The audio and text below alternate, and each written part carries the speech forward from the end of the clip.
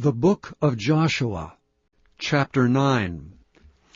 And it came to pass, when all the kings which were on this side Jordan, in the hills and in the valleys, and in all the coasts of the great sea over against Lebanon, the Hittite and the Amorite, the Canaanite, the Perizzite, the Hivite, and the Jebusite heard thereof, that they gathered themselves together to fight with Joshua and with Israel with one accord.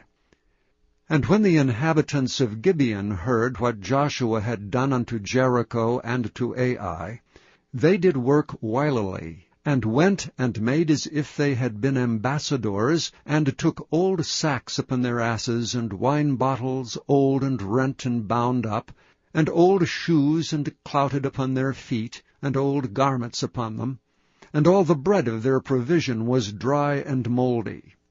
And they went to Joshua unto the camp at Gilgal, and said unto him, and to the men of Israel, We be come from a far country. Now therefore make ye a league with us. And the men of Israel said unto the Hivites, Peradventure ye dwell among us, and how shall we make a league with you? And they said unto Joshua, We are thy servants. And Joshua said unto them, Who are ye? And from whence come ye? And they said unto him, From a very far country thy servants are come, because of the name of the Lord thy God. For we have heard the fame of him, and all that he did in Egypt, and all that he did to the two kings of the Amorites that were beyond Jordan, to Sihon king of Heshbon, and to Og king of Bashan, which was at Ashtaroth. Wherefore our elders and all the inhabitants of our country spake to us, saying, Take victuals with you for the journey, and go to meet them, and say unto them, We are your servants. Therefore now make ye a league with us.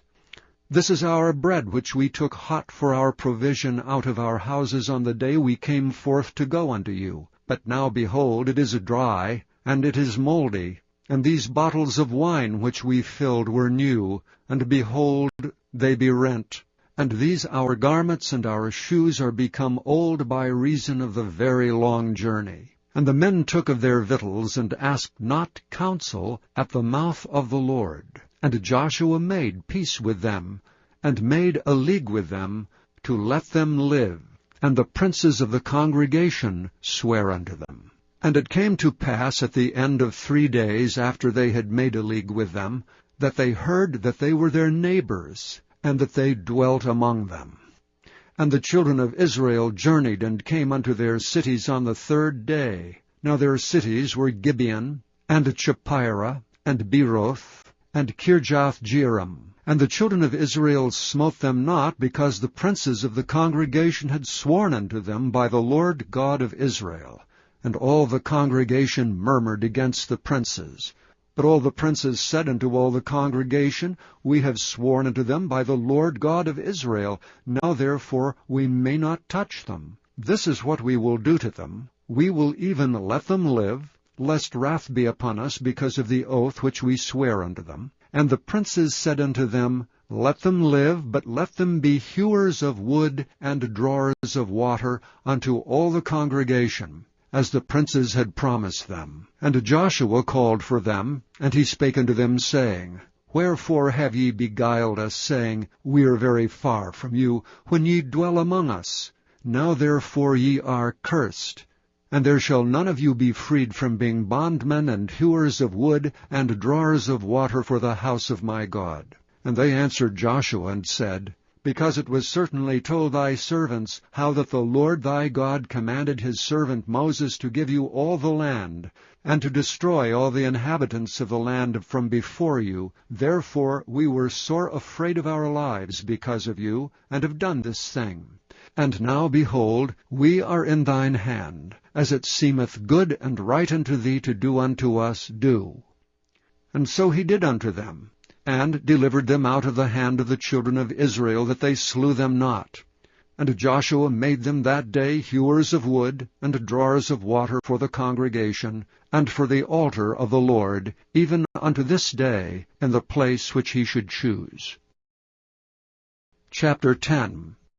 Now it came to pass, when Adoni-Zedek, king of Jerusalem, had heard how Joshua had taken Ai, and had utterly destroyed it, as he had done to Jericho and her king, so he had done to Ai and her king, and how the inhabitants of Gibeon had made peace with Israel and were among them, that they feared greatly, because Gibeon was a great city, as one of the royal cities, and because it was greater than Ai, and all the men thereof were mighty.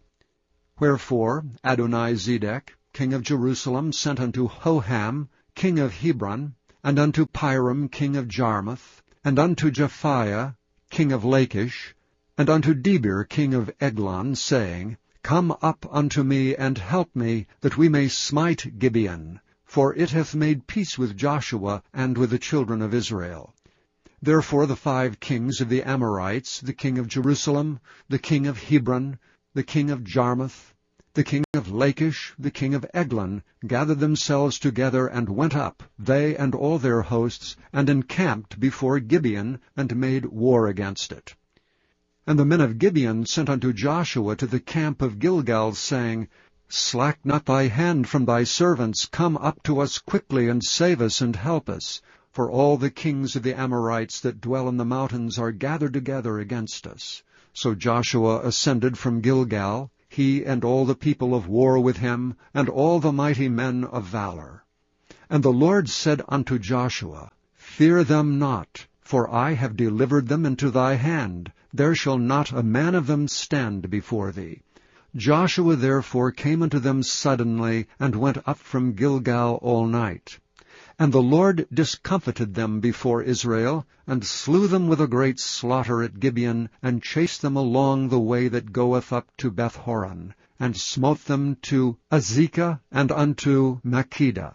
And it came to pass, as they fled from before Israel, and were in the going down to Bethhoron, that the Lord cast down great stones from heaven upon them unto Azekah, and they died. They were more which died with hailstones than they whom the children of Israel slew with the sword. Then spake Joshua to the Lord in the day when the Lord delivered up the Amorites before the children of Israel. And he said in the sight of Israel, Sun, stand thou still upon Gibeon, and thou, moon, in the valley of Ajalon. And the sun stood still, and the moon stayed, until the people had avenged themselves upon their enemies. Is not this written in the book of Jasher?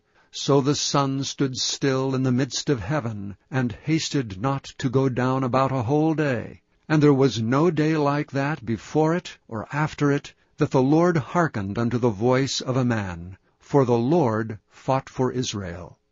And Joshua returned, and all Israel with him unto the camp to Gilgal. But these 5 kings fled, and hid themselves in a cave at Makkedah. And it was told Joshua, saying, The 5 kings are found hid in a cave at Makkedah. And Joshua said, Roll great stones upon the mouth of the cave, and set men by it for to keep them. And stay ye not, but pursue after your enemies, and smite the hindmost of them. Suffer them not to enter into their cities, for the Lord your God hath delivered them into your hand. And it came to pass, when Joshua and the children of Israel had made an end of slaying them with a very great slaughter, till they were much consumed, that the rest which remained of them entered into fenced cities. And all the people returned to the camp to Joshua at Makkedah in peace. None moved his tongue against any of the children of Israel. Then said Joshua, Open the mouth of the cave, and bring out those 5 kings unto me out of the cave. And they did so, and brought forth those 5 kings unto him out of the cave, the king of Jerusalem, the king of Hebron, the king of Jarmuth, the king of Lachish, and the king of Eglon. And it came to pass, when they brought out those kings unto Joshua, that Joshua called for all the men of Israel, and said unto the captains of the men of war which went with him, Come near, put your feet upon the necks of these kings. And they came near, and put their feet upon the necks of them. And Joshua said unto them, Fear not, nor be dismayed. Be strong and of good courage, for thus shall the Lord do to all your enemies against whom ye fight. And afterward Joshua smote them and slew them, and hanged them on 5 trees, and they were hanging upon the trees until the evening. And it came to pass at the time of the going down of the sun, But Joshua commanded that they took them down off the trees, and cast them into the cave wherein they had been hid, and laid great stones in the cave's mouth, which remain until this very day. And that day Joshua took Makkedah, and smote it with the edge of the sword, and the king thereof he utterly destroyed. Them and all the souls that were therein he let none remain. And he did to the king of Makkedah as he did unto the king of Jericho. Then Joshua passed from Makkedah, and all Israel with him, unto Libnah, and fought against Libnah. And the Lord delivered it also, and the king thereof, into the hand of Israel.